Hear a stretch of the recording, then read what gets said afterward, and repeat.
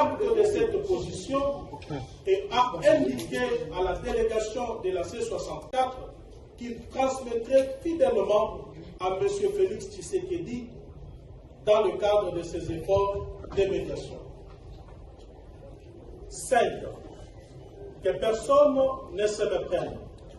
En acceptant cette invitation, la C64 n'a ni négocié ses convictions, ni marchandé son combat.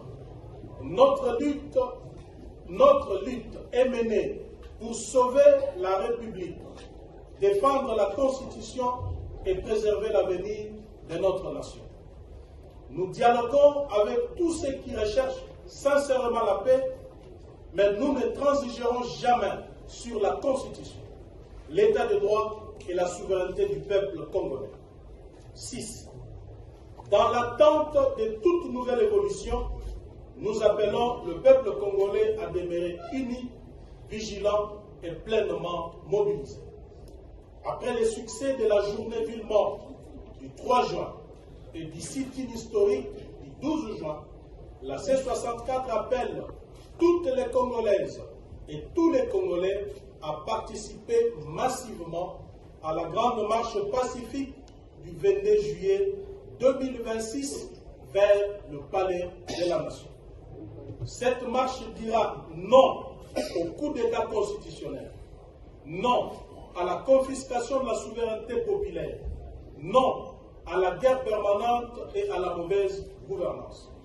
Elle dira oui au respect de la Constitution, oui à la paix, à la justice et à l'alternance démocratique. Elle exigera enfin la démission de M. Félix Tshisekedi parce qu'il a trahi son serment constitutionnel.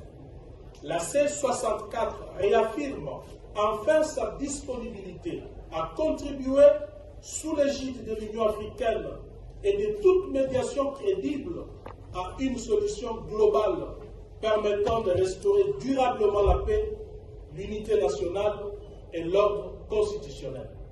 La souveraineté appartient exclusivement au peuple congolais. Aucune intimidation, aucune répression et aucune manipulation ne pourront arrêter un peuple déterminé à reprendre en main son destin. Aucune fraction du peuple ni aucun individu ne peut s'en attribuer l'exercice. Le combat continue jusqu'au rétablissement de l'ordre constitutionnel, de la démocratie, de la paix et de la dignité du peuple. Merci. Principalement aborder les dimensions militaires et diplomatiques sans traiter simultanément les causes politiques et institutionnelles de la crise.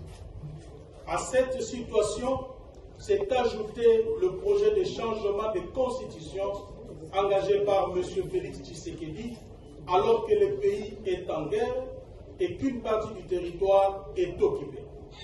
Cette initiative ouvre un dangereux front politique au moment où la nation devrait être unie pour défendre son intégrité territoriale. 4.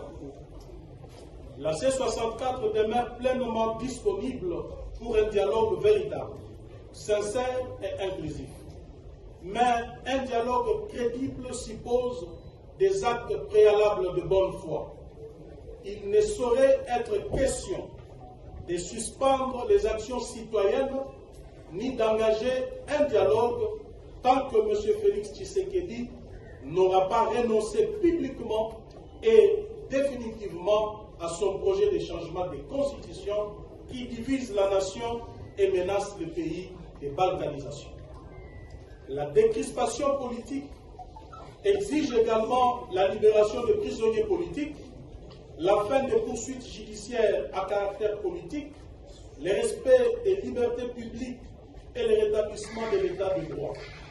On ne construit pas un dialogue sous la répression, ni dans la violation permanente de la Constitution.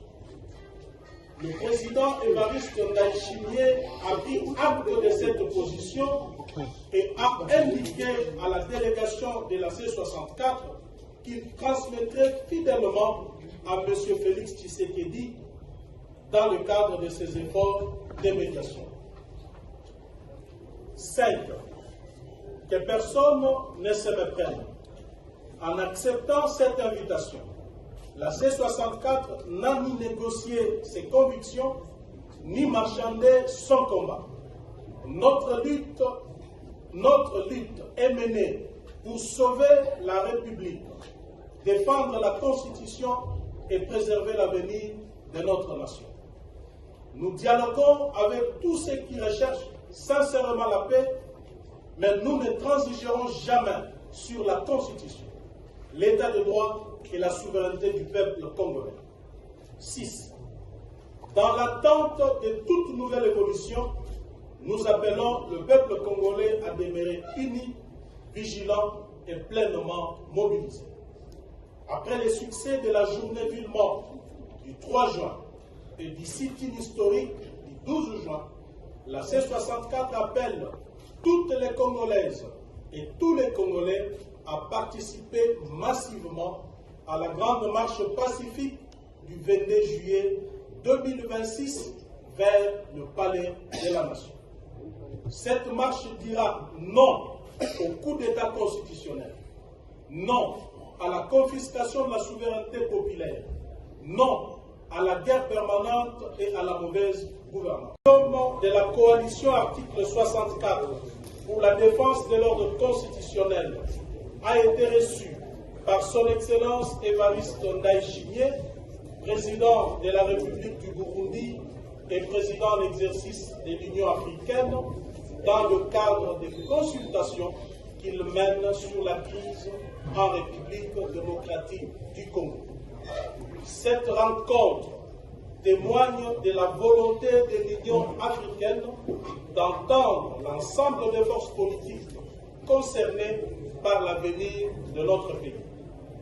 La C64 remercie le président Ndayishimiye pour cette démarche d'écoute et réaffirme son engagement en faveur de la défense de l'ordre constitutionnel, de l'intégrité territoriale, de la paix, de la démocratie et de l'état de droit. Face aux manipulations et contre-vérités diffusées autour de cette rencontre, la C64 apporte des précisions suivantes. 1. La C64 n'a jamais sollicité cette audience. L'initiative est venue exclusivement du président en exercice de l'Union africaine qui, à la suite de ces échanges avec M. Félix Tshisekedi, a souhaité entendre directement la position de la C64 sur les causes profondes de la crise congolaise et les conditions d'une paix durable. 2. Au cours des échanges, le président Évariste Ndayishimiye a indiqué avoir encouragé les autorités congolaises à privilégier les dialogues politiques et la cohésion nationale afin de renforcer la capacité du pays à faire face aux menaces pesant sur sa souveraineté. Il a également souhaité recueillir la position de la C64 sur les perspectives d'un dialogue politique. 3. La C64 a rappelé qu'on ne sauvera pas la RDC en traitant uniquement les conséquences de la crise tout en refusant d'en affronter les causes profondes. La guerre n'est pas la cause de la crise congolaise, elle en est la conséquence la plus tragique.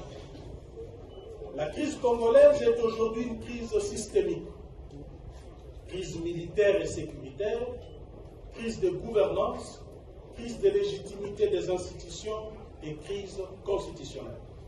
Réduire cette crise au seul conflit armé dans l'Est explique largement l'échec des initiatives précédentes. Le processus de Nairobi, de Luanda, de Doha et de Washington ont principalement abordé les dimensions militaires et diplomatiques sans traiter simultanément les causes politiques et institutionnelles de la crise. À cette situation s'est ajouté le projet de changement de constitution